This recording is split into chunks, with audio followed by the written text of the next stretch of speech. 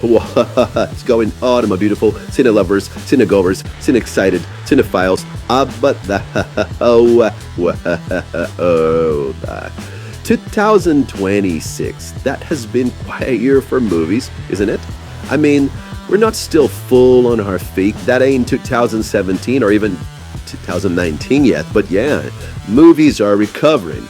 I could pin that the moment this recovery started was when Bob Iger from Disney broke the shackles of the woke movement away, and well, the other studios followed, and we are having actual movies again.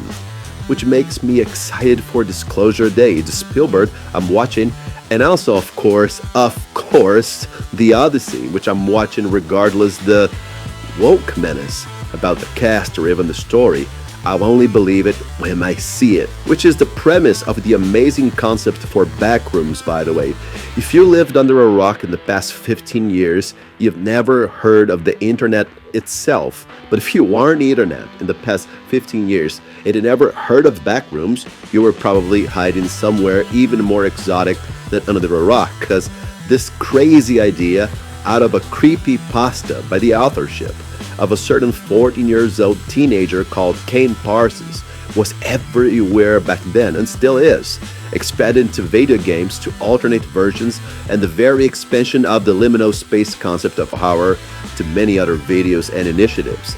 Basically, the idea is a shady group of scientists under the name Async created the sort of electromagnetic incident that opened an alternate universe called the Complex, this endless million cubic meter extension of reality covered with humid old yellow carpets, basically yours goes basements on steroids.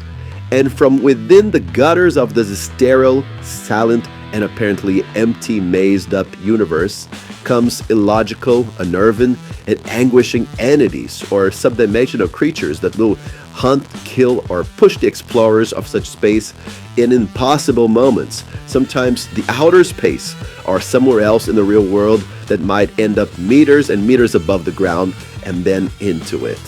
The lore of this universe speculates so many reasons why this universe exists and expands. Even the concept that the more you think about it after entering and leaving by luck, of course, the more your brain waves are connected to the place, and somehow something of you is left there, making it all grow more and weirdness and danger. It's a concept that reminisces of Twilight Zone or the craziest point-and-click PC games of the 90s, or some underestimated scrap tale by Stephen King, such genius as it is. And so, A24 not only decided to make a movie out of it, but to give the keys of the castle to the very kid who created the concept, now a 30-something years old man, Kane Parsons. The problem is, this movie turned out to be much more a A24 movie than an actual movie by Kane Parsons, who also happened to write with Will Sudick.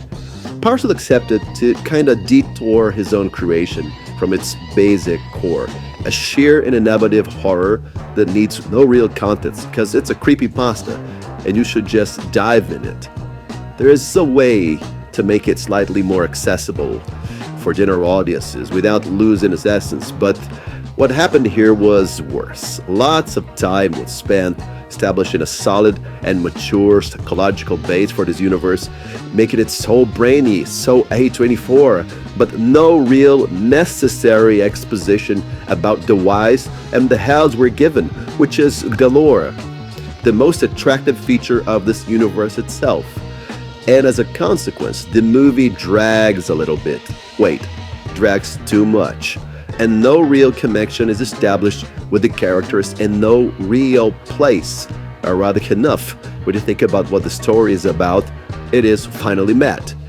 I would find no problem in staying for another 30 minutes with maybe 5 more real intense short scenes with real action worthy of the original material, and a few more others with actual explanations, the exposition that I mentioned about that universe, instead of a vague suggestion of what that was all about and an extremely open ending that made even the hardcore fans real mad.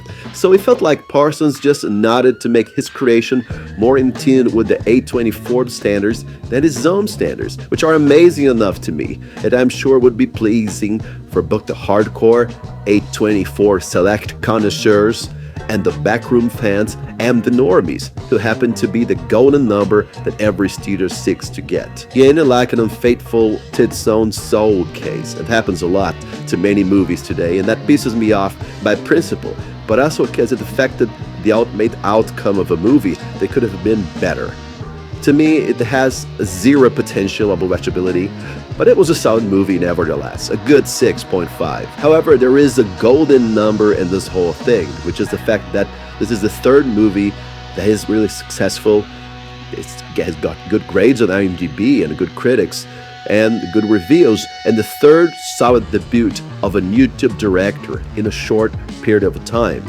We recently had Mark Player's Arrow Lung, high praise, getting tons of great reviews, and a massive box office success, 51 million worldwide out of a 3 million budget, so much better than James Gunn's Superman. 4 years ago, we had Talk to Me by the highly approachable in-the-face twin Filippo Dulo.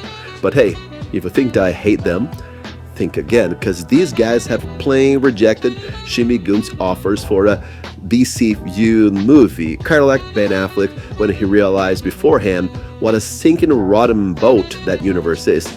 And now, the most celebrated of the YouTube exclusive creations, Backrooms, with actual golden boy creator of the helm, Backrooms. I still remember that really incredible episode from The Big Bang Theory in which Raj speculates what would be the next thing after zombie movies, and he didn't know, like the writers of the show didn't know, that the mess tendency was already in the making with the superhero genre development with the BCEU and the MCU. Now people are still wondering what's going to replace superhero movies.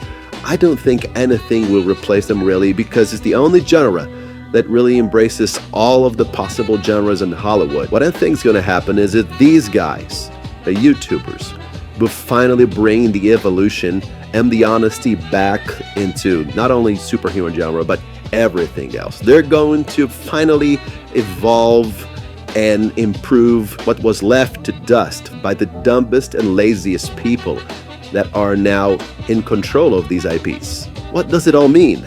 There is no doubt that pop culture is stagnated and plastered because of an excited and creative directors and writers, and also greedy and dumb executives, what generally spawns from Warner Brothers offices. Hollywood doesn't know where to go anymore. They're lost and stuck in a contest that doesn't capture nor makes as well influences and opinions coming from the internet. And as to their own need for initiative and proposition of innovation, I mean, Hollywood should be the one leading people into what they don't know they like yet, because they're too fret over how people in general, and of course influencers, who shred their efforts. These guys, and the ones that certainly will follow, are galvanized and magnetized by the sheer and pure and fair criticism they got from each comment section of every video they launched. The organicity of their creations was trained by the honesty and courage to face these exposed nerve type objects that the internet won't hold bearers in giving out. They can give quality, but they went under a much more Navy SEALs training than a traditional army one like Hollywood always gave to their productions. My opinion is, give the keys, the gates, the walls, the whole castle to these guys. They have saved the superhero genre, sci-fi, fantasy, and everything else that both Marvel and Warner and every studio have tarnished to its core in the past 10 years. They are proven they know what to do, and they'll be willing to say yes if the world die the sours. Just retreat to the fossil site where they belong and leave them do their thing. Well, that's it. If you stayed this far, stay tuned for more. Hit like, subscribe. See ya.